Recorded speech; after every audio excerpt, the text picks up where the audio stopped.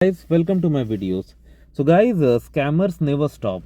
They always come up with new and innovative ideas to deceive ordinary people like you and me. And that is why it's more than important for all of us not to just be vigilant but also to protect others we care about.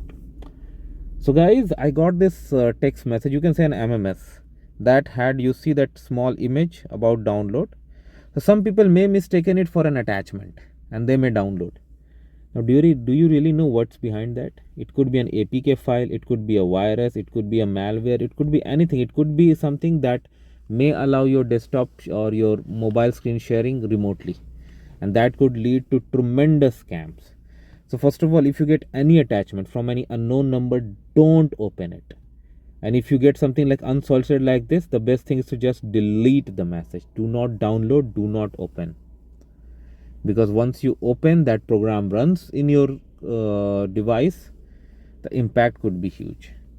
So guys, I would recommend please share this video with others so that even if we manage to save at least one innocent person, our efforts would be considered successful. Thanks for watching. Please subscribe to the channel. Thank you.